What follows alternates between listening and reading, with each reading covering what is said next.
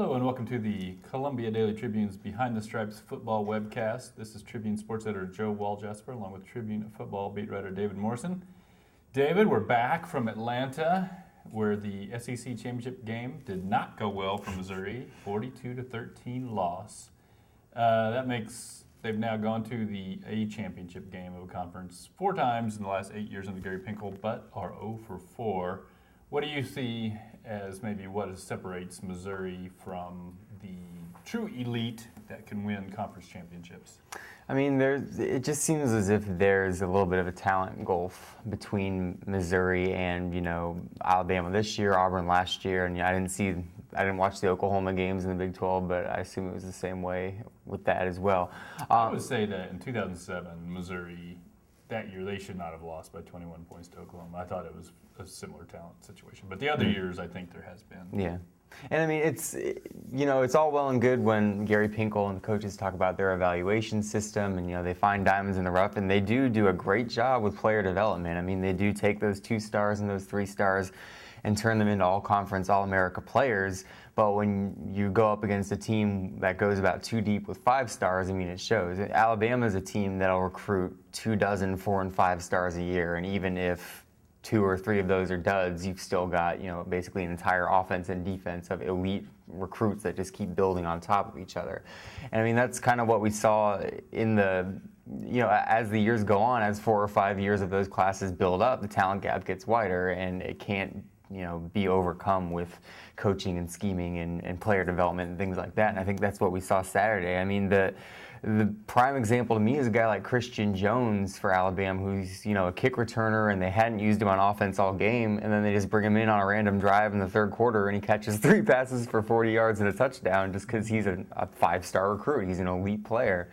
And they can do that, with any number of guys in their roster, whereas at Missouri, if you bring Wesley Leftwich in off the bench or something like that, it probably doesn't have quite that same result. So, I mean, I think it's just, I guess, the gap between, a team full of 3 stars with a couple of 4 stars and then a team full of 4 stars and 5 stars that, even a good player development system like Missouri has just kind of can't make up in the end.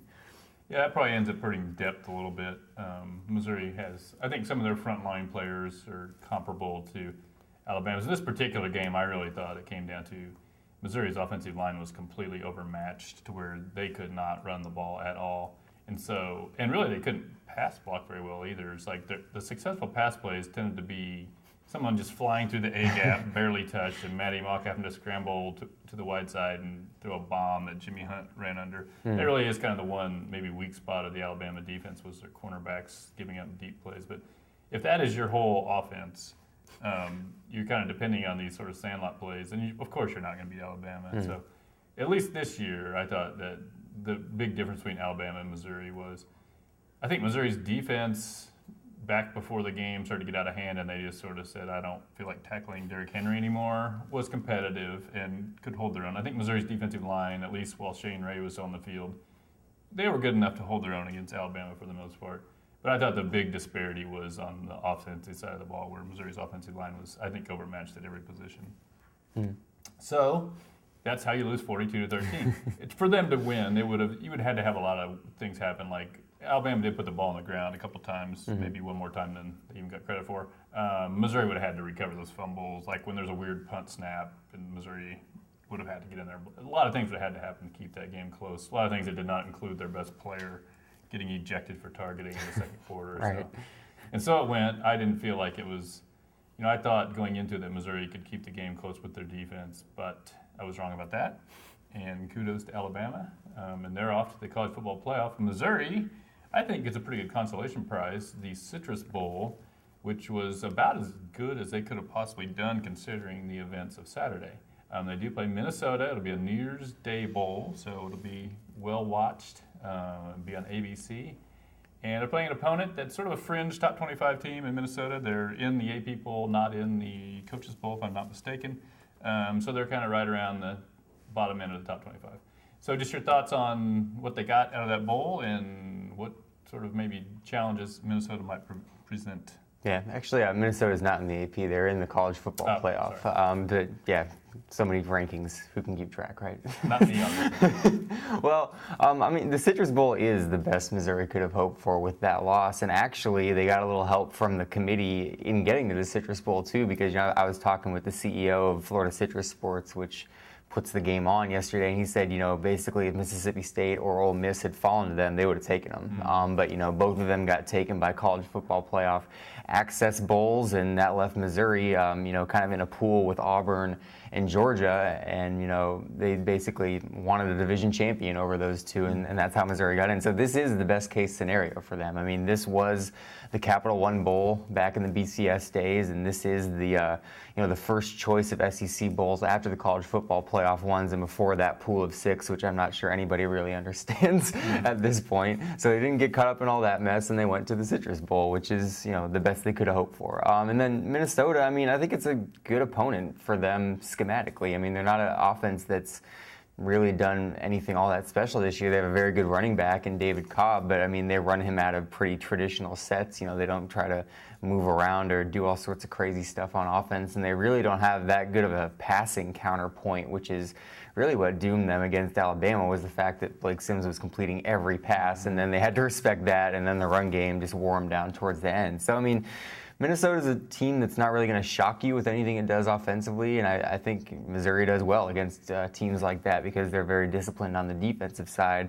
And then the thing that Minnesota does bring to the table on defense, though, is they're one of the most opportunistic defenses in the country. I mean, they've got 13 interceptions this year, 15 fumble recoveries. So, I mean, when the ball's on the ground, they get down and they get it, and they've got a pretty good turnover margin, too. So, I mean, they can present some problems with Missouri as far as turning them over and, shifting fields and stuff like that on defense. But all in all, I mean, I think it's a good matchup, and it's a program that's on the rise with Jerry Kill. If they win against Missouri, they'll have bettered their win total in all 4 years that he's been there. And so, I mean, it's a good chance for Missouri to get that 11th win and play in some sun, and for me to, go home and see where I went to high school and grew up and stuff like that. Well, that's very special, home for the holidays. I think if Missouri beats Minnesota, you're talking about an 11-3 season with a team that probably is about an 8-win team, you would think, going in. So that's big. And I think you would put it as right at the top of Gary Pinkel's coaching jobs at Missouri. If they lose, that would maybe compare it to a season like 2010, where they really had a nice regular season and then sort of disappointed against a okay Big Ten opponent. They lost to Iowa that year, kind of in a disappointing fashion. So I think that's kind of the range of, the bowl game is not going to decide anything major, but it will sort of define the season as really good or possibly a great season for Missouri, I think. And it's sort of now the awards season. I think the last few days we've seen the AP All-SEC come out. And on that team, Missouri had first-teamers Shane Ray at defensive end, Marcus Murphy at all-purpose, Bud Sasser at wide receiver. I believe that was all the first-teamers. Yes. Maybe the surprise of that team was that Marcus Golden was only a honorable mention pick, and then Braylon Webb and Kentrell Brothers were second-teamers, which was maybe a little surprising that they were that high, I thought. That was a pretty good deal for them. And the coaches' team came out. And on that team, Shane Ray at defensive end, and Marcus Murphy at all-purpose and punt returner. Yeah, return specialist. Yeah, were the first teamers. So there's that. We're not going to talk about that. We're going to talk about our view of who Missouri's topped internally, what their top. First, MVP. Who would you say Missouri's MVP was? I mean, this isn't going to be a shock, and I assume you're probably going to say the same thing, but it's got to be Shane Ray. I mean, he was just a force of nature for a large proportion of this season. And I mean, the thing is, he's got 14 sacks and 21 tackles for loss on the year. And it's not as if all that came in 2 or 3 games. I mean, for the great season that Michael Sam had last year, basically all that production came in 4 games, whereas Shane Ray's had 5 2-sack games on his own, and even games where he's not having 2 sacks, he's making a difference. And even games that he gets kicked out of, he's making a difference. I mean, he played for about a quarter against Alabama, got a half sack, got kicked out of the game, and then the defensive line wasn't the same since. They could double and triple Marcus Golden and tell Charles Harris to beat him, and he really couldn't. So, I mean, he's the MVP this year, but that's not surprising. I mean, if you want some kind of hipster curveball candidates, we could go with Marcus Golden because, he he played so well once he was finally healthy at the end of the year. Bud Sasser really kind of kept the offense together, I would say, for large portions of the year. So, I mean, those would kind of be the offbeat candidates, I would think, but Ray is your guy. I would agree with that. I thought Marcus Golden, the last 3 weeks or 4 weeks of the season, whatever, began with the Texas A&M game, may have been Missouri's best defensive line. It may have been the first couple games, too, but he was sort of hampered / not there for one game / slightly ineffective for a few more. So over the course of the year, yeah, I would agree, Shane Ray. When they were both healthy and playing well at the same time, that was when Missouri was really, really tough. So I would agree with your assessment. Newcomer of the year. Well, I mean, there's really only one that made that much of a difference this year, and that's Kenya Dennis, the cornerback from, he's a JUCO transfer, so he's a junior.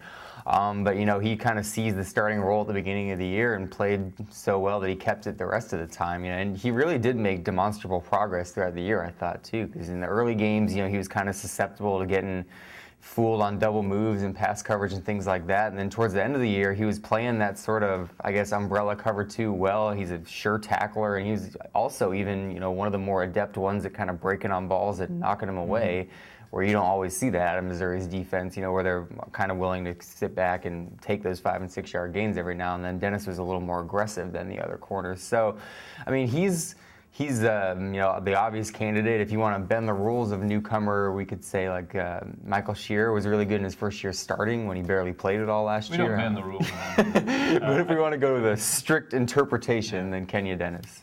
I thought he was the obvious choice. He got picked on a bit in the Texas A&M game, but other than that, I thought he finished the season really strong, and maybe he was Missouri's best corner at the end. Yeah. So he was kind of the obvious choice. I think maybe a slightly disappointing, if there was much disappointment about this season, was that none of the true freshmen had much of an impact at all. Right. And they really could have used an impact from them at the wide receiver. And Lord knows there was enough true freshman wide receivers, and just none of them did much. And then one of them got kicked off the team late in the year, too. Lastly, let's discuss what we think is the play of the year for Missouri.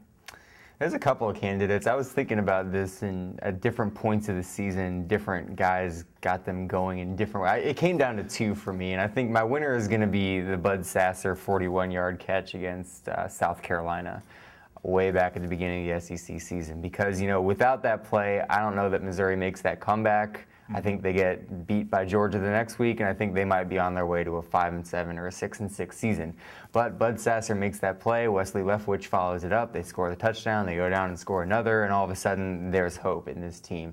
The other one that I was considering was Marcus Murphy's kick return right at the beginning of the Florida game, because again, that had napalm potential where they had just lost to Georgia. They were going into Florida, and the season could have, started spiraling down. But that play really just kind of righted the ship single-handedly at that point of the year. I mean, it set the tone, and then they blew out Florida, and they were off to the races. But I think the Sasser play slightly beats out the Murphy play, in my estimation. Yep, those are two plays that I think definitely helped them get the season back on track. And then as far as just kind of putting it over the top, I would say the first play of the fourth quarter against Arkansas, 3rd and 7, Matty Mock with the Arkansas defensive end in his face, throws a 37-yard pass to Jimmy Hunt, and he kind of bobbles it but catches it, and then away Missouri goes and comes back from an 8-point deficit and beats Arkansas. That clinches the SEC East title. But all three plays big.